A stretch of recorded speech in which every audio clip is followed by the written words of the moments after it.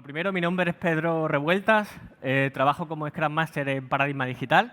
Llevo ya bastantes años en la empresa, he tenido el gusto de poder trabajar y colaborar en muchísimos proyectos como Scrum Master y actualmente trabajo en un proyecto que se llama Lowi, que os sonará que es la segunda marca de Vodafone, una low cost, un operador móvil, y estamos haciendo un framework de escalado con Nexus.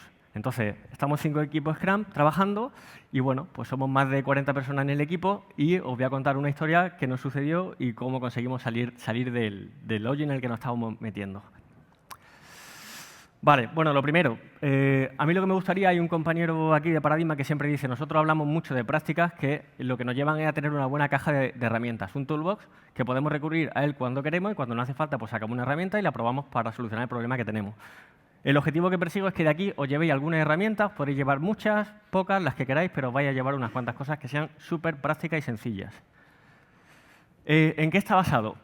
Bueno, pues está basado en este libro, que supongo que muchos de vosotros lo conocéis, se llama Coaching Agile Teams, de Lisa Atkins, que de hecho en la CAS del año pasado dio una keynote maravillosa. Pues bueno, este libro, que para los que los conozcáis es bastante denso, tiene un capítulo que se llama Coach as Conflict Navigator. Y me llamó mucho la atención, ¿no? Porque dije, bueno, ¿cómo podemos nosotros ayudar a un equipo a superar los conflictos? Entonces, lo que os voy a contar es eso, más uno enriquecido de muchas cosas que me he ido encontrando por ahí. Vale, ¿qué preguntas vamos a responder? Pues, ¿cuál es mi rol en un conflicto? Soy miembro del equipo de desarrollo, soy PO, soy Scrum Master, soy Agile Coach, soy Manager, ¿qué es lo que debo de hacer? ¿Cuál es el nivel de un conflicto? Bueno, porque tenemos conflictos simples hasta auténticas guerras mundiales dentro de un equipo en determinadas situaciones. ¿Qué debemos hacer ante un conflicto? ¿Tengo que intervenir? ¿No tengo que intervenir? ¿Quién lo resuelve? ¿Quién es responsable de que el conflicto se solucione? ¿Se tienen que solucionar todos los conflictos? ¿Cómo enseñamos a gestionar un conflicto? ¿Cómo tratamos las quejas entre miembros de un equipo? Sabéis que hay siempre, pues bueno, nosotros trabajamos con relaciones muy intensas, tenemos presión cuando tenemos que hacer una entrega, etcétera, y bueno, pues eso es caldo de cultivo de conflictos. Y la gente se queja. ¿Y tenemos conflictos irresolubles? ¿Somos capaces de resolver cualquier conflicto dentro de un equipo o tenemos que aprender a convivir con ciertos conflictos? Vale, pues voy a contar una historia que nos sucedió en Lowi, en este proyecto, cuando ya estábamos en un escalado muy avanzado con 5 equipos Scrum. Básicamente, la situación que teníamos era esta. O sea, era una situación realmente complicada. Incluso los que estábamos dentro estábamos ya tan habituados que nos costaba ver que la situación vista desde fuera era así. Entonces, bueno, los Scrum Master, ¿cómo nos sentíamos? Pues algo parecido a eso, ¿no? O sea, no veo, por Dios, me quiero morir, o sea, las bombas están por todos sitios, ¿cómo podemos hacer esto? Y si hubiera habido, a ver, un gato observando desde la esquina, pues estaría así, ¿no? Limándose la uña diciendo, madre mía, lo que está pasando ahí dentro. Vale, pues era una situación bastante complicada que se resolvió haciendo varias cosas. Me topé con esta frase.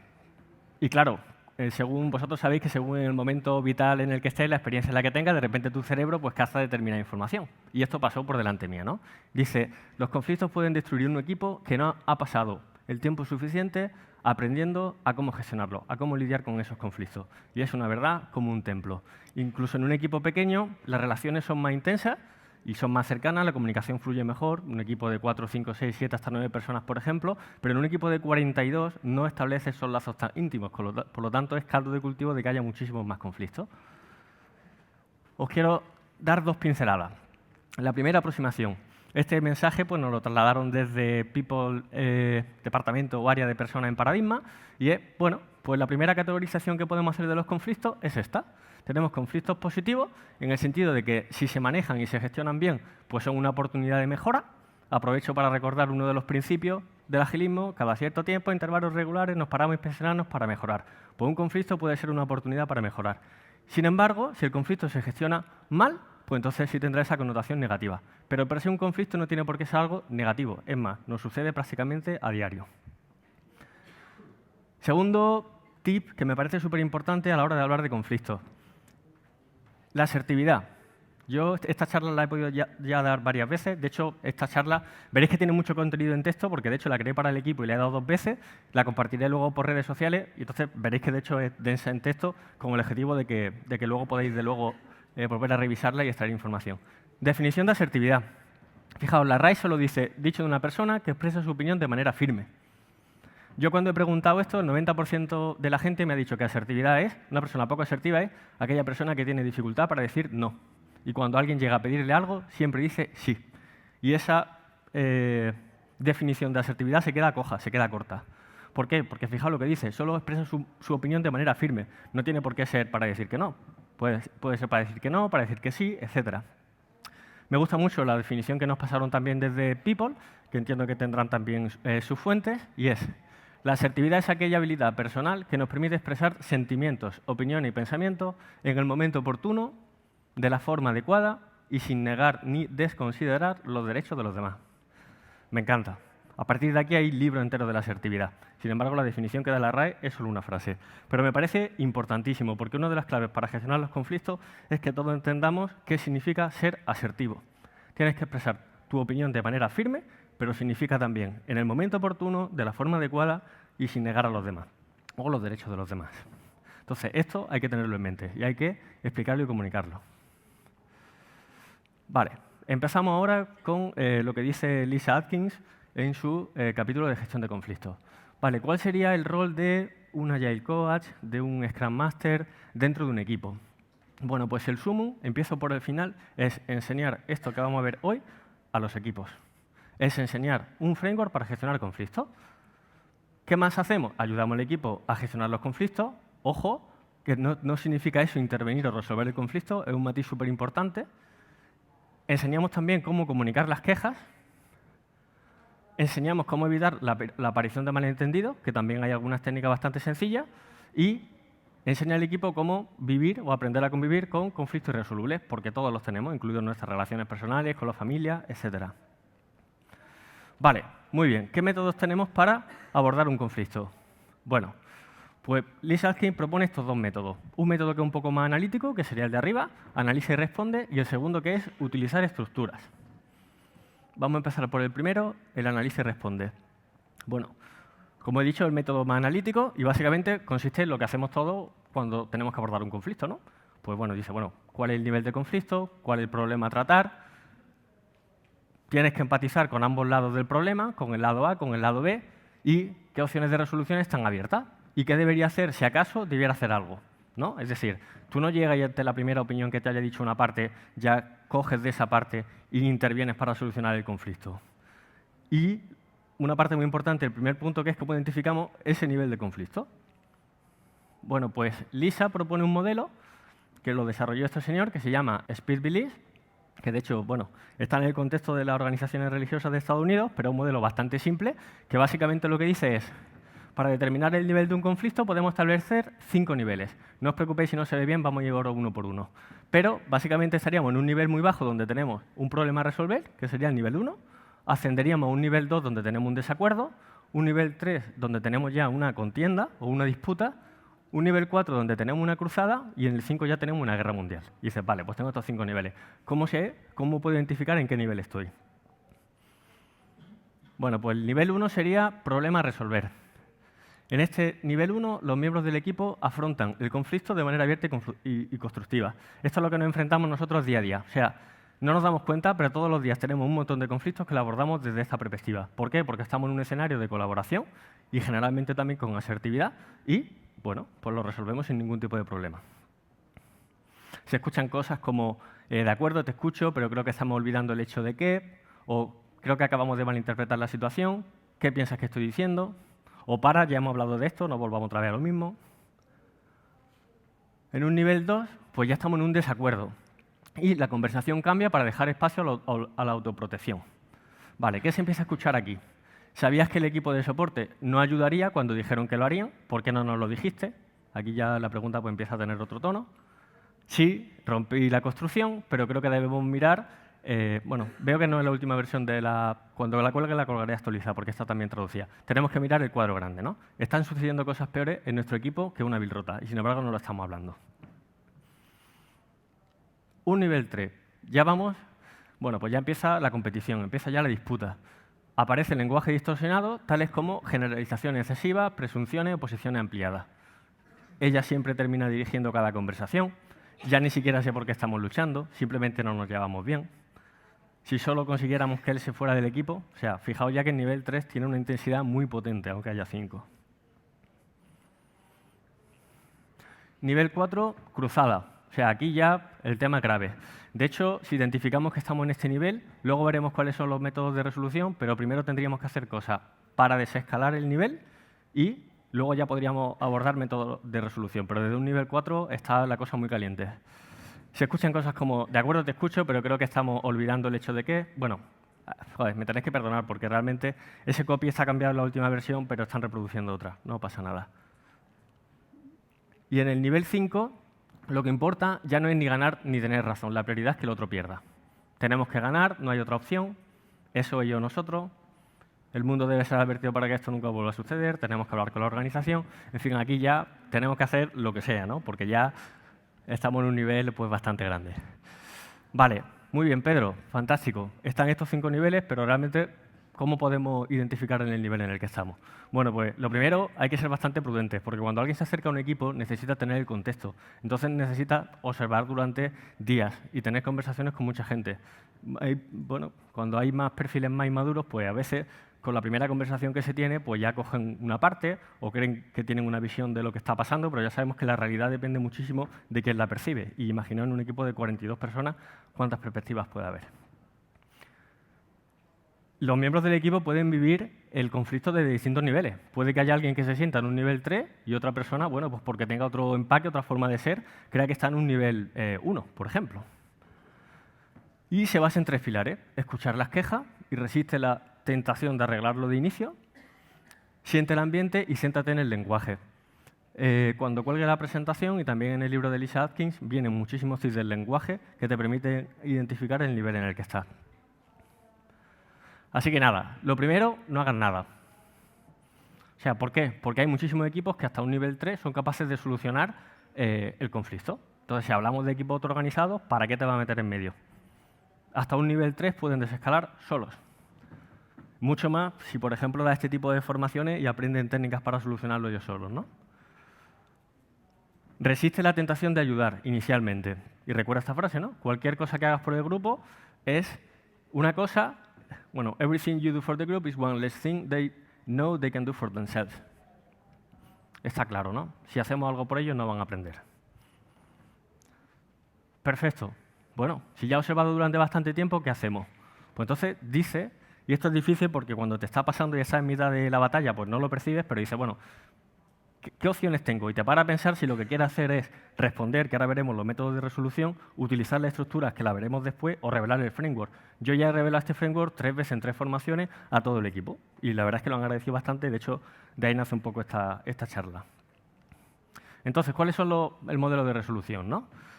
Pues fijaros, este modelo lo desarrollaron pues, Thomas y Killman, que son 2 señores muy sesudos, muy expertos, que tienen toda la pinta del mundo de saber lo que están haciendo, y es un modelo pues, bastante simplista, ¿no? En los 2 ejes que tenemos el nivel de cooperación y el nivel de asertividad. Es decir, podemos estar en un escenario donde haya mucha cooperación o muy poca cooperación, o en un ambiente donde no haya asertividad, donde la gente no diga lo que piensa y no lo exprese de manera firme, o poca. Pues según donde estemos, tenemos estas 5 formas de resolverlo. Entonces empezamos por el primero. En un ambiente muy cooperativo y asertivo es la colaboración. Insisto, este es prácticamente y afortunadamente nuestro día a día. Tú dices A, yo digo B, entre los dos pensamos una solución magnífica y hacemos C. Maravilloso. La acomodación, aquí ya es ligeramente distinto. Tenemos un escenario muy cooperativo, pero poco asertivo. A veces, bueno, pues tenemos que elegir, ¿no? Por ejemplo, tenemos que tomar una decisión, queremos cambiar la hora a la que estamos haciendo la daily. Y hay gente que piensa una cosa y hay gente que piensa otra. Pues no pasa nada, te pones de acuerdo y hay gente que cede, y cuando cede se acomoda y no pasa absolutamente nada y resuelven el conflicto. Lo ideal es que no siempre se estén acomodando los mismos, ¿no? Sino que esto pues sea unas veces una persona, otras veces otra, o que haya una doble conversación para que al final lleguemos a un punto. Pero es fantástico. Y vosotros, por ejemplo, con vuestra pareja, vuestra familia, estoy seguro que 1000 veces también se resuelven los conflictos así, ¿no? Porque entre 2 personas es normal que haya pues, diferencias de opinión. Y a mí me parece una forma fantástica de resolverlo. Otro, negociación. También lo hacemos todo en el día a día. Tú dices A, yo digo B, bueno, pues nos quedamos en la mitad, A con B, por ejemplo. Y no pasa absolutamente nada, lo hacemos constantemente también con el cliente, ¿no? Que tenemos pues, muchos conflictos también en las relaciones. Y negociar. Y es fantástico. Ahora ya nos movemos en otro escenario, ¿no? Que aquí es donde puede empezar la duda. Y es, competencia. Estamos en un escenario donde hay poca cooperación, pero sí muy asertivo. Y se tiene que resolver el conflicto por competencia. Alguien que tiene más autoridad o más peso tiene que al final actuar y tomar una decisión, y aunque no guste, se hace. Y pasa. Porque no nos engañemos, en un equipo que hablamos de autoorganizado, pero vive en el seno de una organización. Y a veces las cosas salen mal. Y no nos ponemos de acuerdo, los que estamos dentro del equipo, por ejemplo. Y alguien con mejor perspectiva y mucha experiencia desde fuera ve qué es lo que se puede hacer. Y se resuelve el conflicto por competencia. O incluso dentro del mismo seno del equipo. Puede que por diversas razones haya una persona con mucho peso y el conflicto se resuelve por competencia. Ejemplo, tenemos que decidir qué tecnología utilizar. Y hay una persona en el proyecto que es hiper senior y que tiene muchísima experiencia. Y no nos ponemos de acuerdo. No somos capaces de negociar porque la decisión tiene que ser binaria, pues se resuelve el conflicto por competencia y no pasa absolutamente nada. También tenemos que aceptar que eso es así. Y de hecho yo lo he vivido, o sea, en nuestro caso, que incluso estábamos en un nivel 3 y a veces 4, pues necesitamos ayuda desde fuera, y luego cuando teníamos también algunos problemas técnicos, vino y nos ayudaron, pues al final se resolvió un determinado conflicto por competencia y a día de hoy es maravilloso porque funciona perfecto. Y el último es la evitación. Y este puede causar cierta controversia. ¿Por qué? Porque dice, bueno, un compañero mío también me dijo un día, Pedro, es que los conflictos no se evitan, se gestionan. Y es absolutamente verdad. Pero a veces la forma de gestionarlo es evitándolos, porque sabes que con el tiempo se pueden solucionar solos. Ejemplo, os pasará también, los equipos no son entes inmutables y hay rotaciones. Pues hay veces que cuando hay un determinado conflicto, una persona con un cambio de proyecto está en otro contexto y en otro ambiente, el conflicto en el equipo previo desaparece y en el nuevo va todo fantástico y maravilloso, simplemente porque ha cambiado el entorno. Y has decidido evitar ese conflicto porque sabías que se iba a solucionar. Y luego hay otras veces que no nos queda otra que evitar el conflicto y aprender a vivir con conflictos irresolubles. Y todos vivís en vuestras vidas con conflictos irresolubles, probablemente con vuestra pareja, probablemente con vuestra familia, y no pasa nada. Vale. Alguna nota de este modelo. Este modelo es muy analítico y es el más débil de todos. Es mucho más potente utilizar la estructura. Los que somos muy técnicos, yo por ejemplo soy teleco, pues me gusta analizarlo todo de un punto de vista muy racional, muy analítico y me siento cómodo con este modelo. Pero también es difícil cuando está en el día a día pararte a decir, vale, venga, ¿en qué nivel de conflicto estoy? ¿Cuáles son las opciones de la parte A, de la parte B? ¿Debo intervenir? ¿No debo intervenir? Tal, y es complicado. Es un método bastante analítico y se te tiene que encender la bombilla para pensar en esto. Ahora, lo de la matriz de resolución me parece fantástico. Además, eso, si tenéis que explicar una cosa, solo explicar esa matriz. Porque así, cuando tu equipo se tenga que enfrentar a un conflicto, si quiere solucionarlo, sabe que se tiene que ir por uno de esos escenarios. Así que tú eliges. O puedes decir, joder, es que estoy harto de acomodarme. A ver si alguna vez tal. Y ya sabes, tiene incluso un lenguaje común para hablar de esos temas. O estamos evitando ese conflicto durante muchísimo tiempo. Pedimos ayuda fuera del equipo porque no somos capaces de resolverlo, por ejemplo. Mucho cuidado porque pone la Agile Coach y la Scrum Master en el asiento del conductor. ¿Vale? O sea, mucho cuidado con cuándo tienes que intervenir y cuándo no. Muy bien. Ya hemos visto el modelo, el analiza y el responde.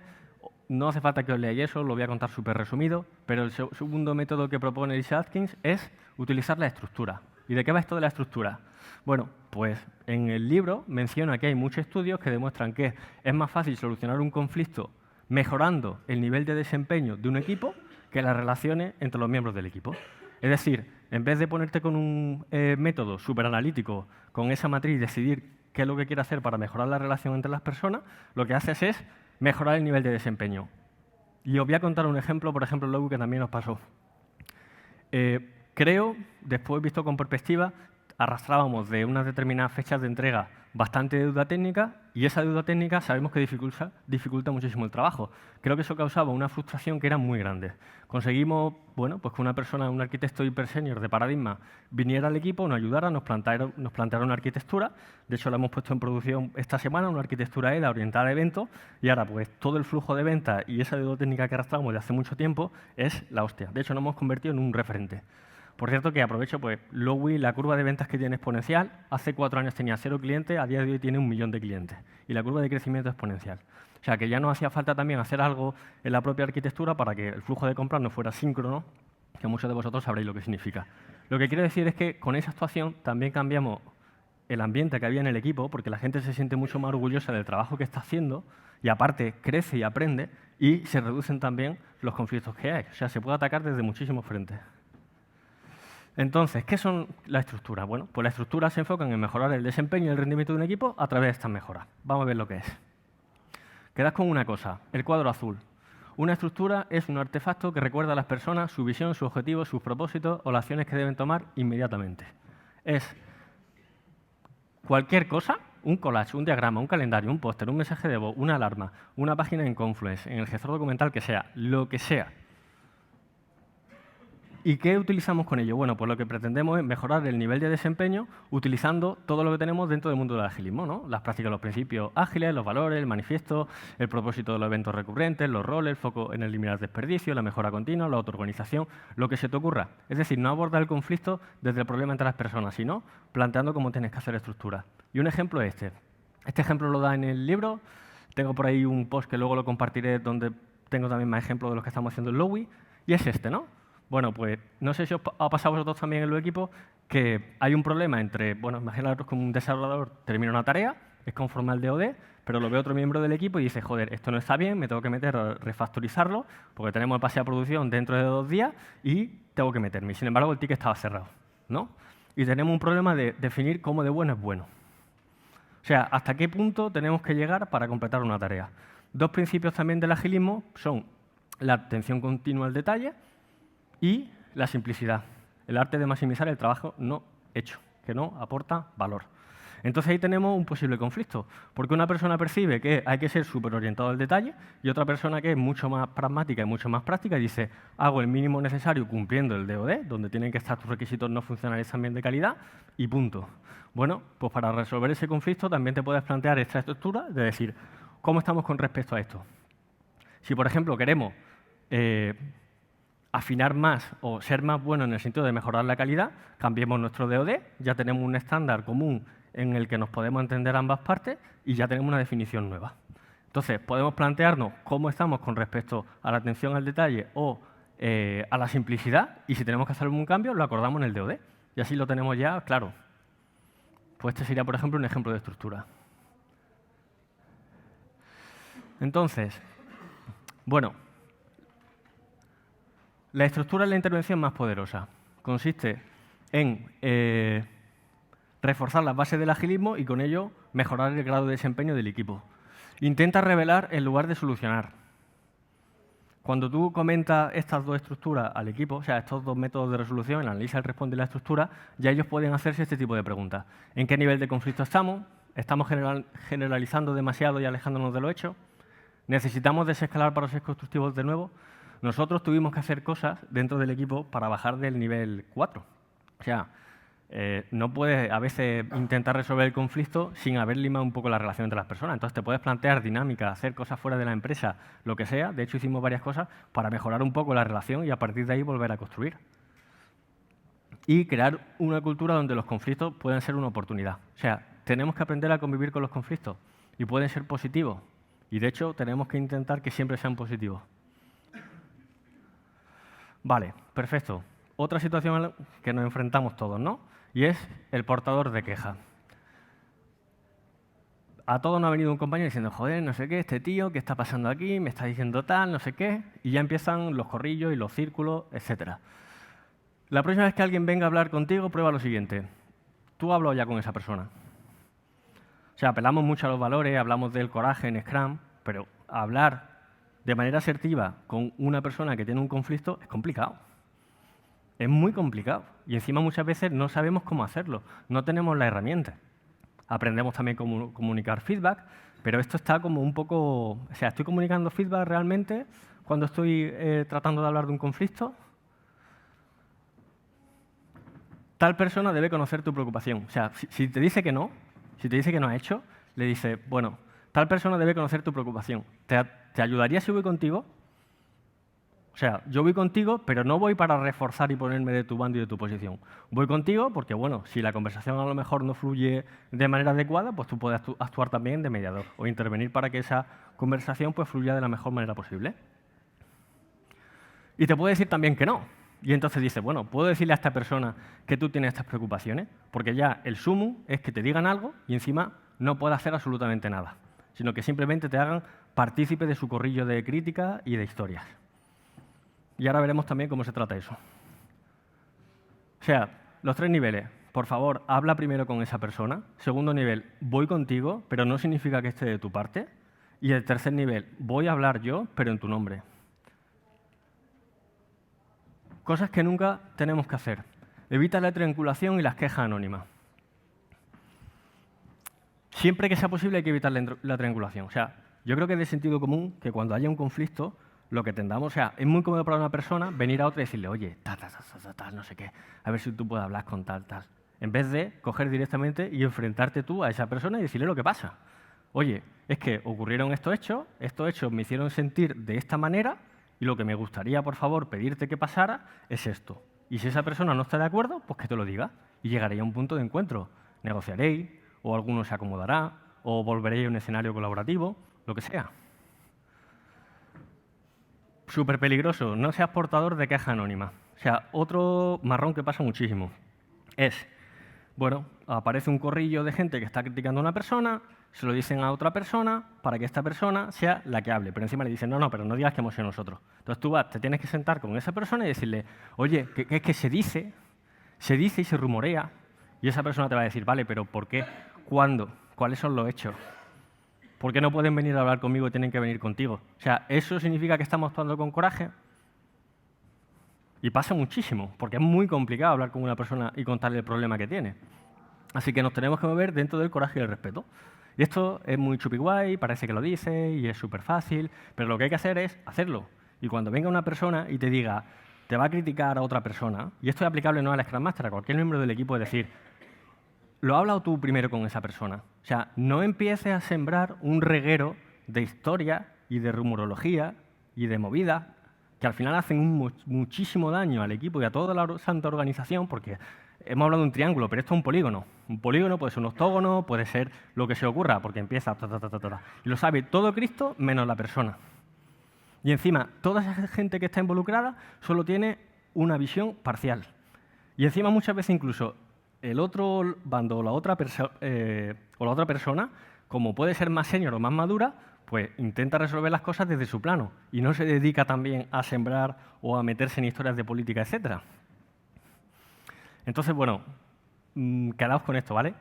No seamos portadores de quejas anónimas y evitemos siempre que sea posible la triangulación. O sea, es que hay que cortarlo de raíz. Si viene una persona y me empieza a hacer historia, hay que cortarlo de raíz. Vale, si quien tiene la queja rechaza las 3 opciones, tienes que hacer algo muy difícil. Deja de considerarlo un problema. No todas las quejas requieren solución. A veces, las personas necesitamos desahogarnos. Pasa. Otras veces, las personas quieren incorporarte a su círculo de cotilleo. De verdad, de verdad. O sea, esto hay que matarlo. No caigáis en la trampa, por favor.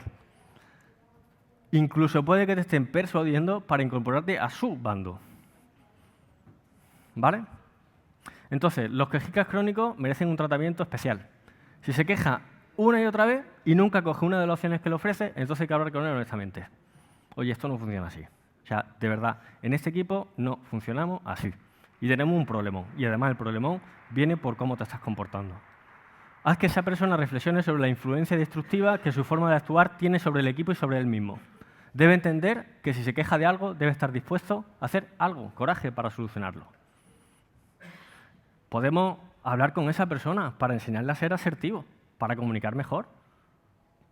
Nosotros damos muchísimas formaciones también de cómo dar feedback, porque ayuda muchísimo. Porque no es sentarte y decir, joder, lo que hiciste me jodió un montón. O sea, esto no funciona así. O sea, tienes que, le cuentas unos hechos, oye, tal día pasó no sé qué, no sé cuánto. Yo me sentí de esta manera. Y lo que me gustaría que pasara, por favor, si te parece bien, es esto. Y a lo mejor esa persona te explica otra historia de por qué se comportó así y podéis llegar a otro punto. Cuando tú eres el objeto de la queja, esto pasa también, o sea, esto no es maravilloso. O sea, también la gente se puede quejar de ti.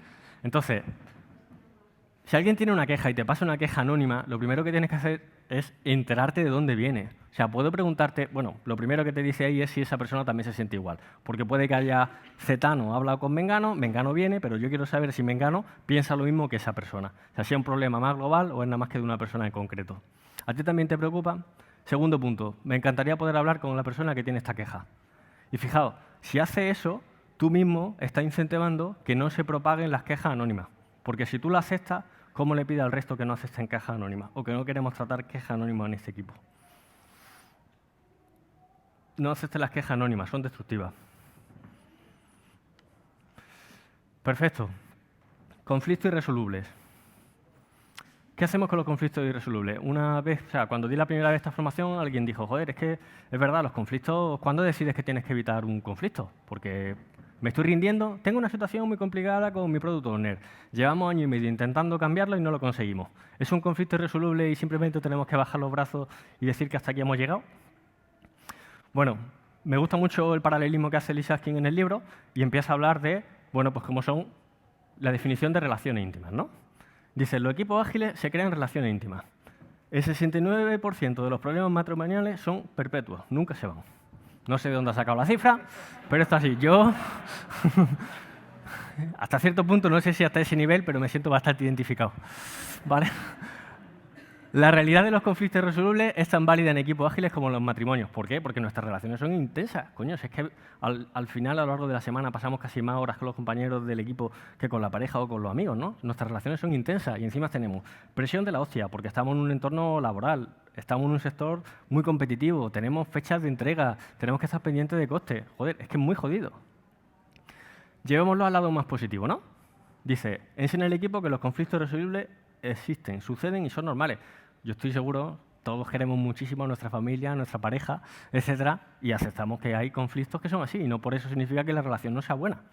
Bueno, pues hay cosas que son así y las tienes que aceptar. Que también vivimos en un mundo, y de hecho yo hablo con muchísima gente, a mucha gente le preocupa, pues no sé, con los niños de hoy en día, que prácticamente lo tienen todo de manera inmediata, que estamos muy acostumbrados a solicitar algo y quererlo ya, y no tenemos tolerancia ninguna a la frustración. O sea, no digo que hay que ser una persona que esté frustrado y esté feliz, pero no puedes controlar absolutamente todo lo que pasa en tu vida y todos los conflictos. Hay cosas que las tienes que aceptar, y si encima pues estás permitiendo que te dañen, te estás equivocando. Ya conectaríamos con inteligencia emocional, etcétera, etcétera.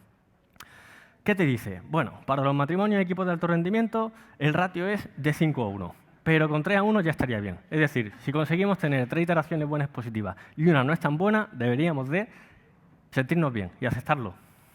¿Vale? Entonces, bueno, ¿y cómo podemos también trabajar en incrementar este ratio? Bueno, pues vamos a ver dos técnicas para evitar malentendidos, súper sencillas, y crearemos también una visión compartida, ¿no? Son dos técnicas súper chorras, y muchísimos ya las conoceréis, pero te evitan que surjan conflictos. Uno es la comprobación del consentimiento, el consent check. Quedaros que es cuando un equipo está a punto de tomar una decisión y parece que todo el mundo está en la misma dirección, pero no te quieres dejar a nadie atrás, lanzas la pregunta en negativo. Es decir, un ejemplo muy sencillo. Queremos cambiar la hora de la daily. Y parece que en el equipo de 9 han hablado 5 personas y todo el mundo ha dicho que sí, no hay problema. Pero hay 3 que por su forma de ser pues no comunican tanto y no han dicho nada. Pues entonces dice, ¿alguien tiene algún problema o tiene algún impedimento en cambiar la hora de la daily a las 10? Y entonces estás creando un espacio para que alguien hable. Y yo siempre digo lo mismo, habla ahí. O sea, no vayas después y juntes con el corrillo para decir, hay que ver que esto han decidido tal y ya empezamos con el ruido. Lo cortas de raíz. O sea, se crea ese espacio en ese momento para que quien quiera hablar, hable y tomamos una decisión como equipo y no nos lo planteamos.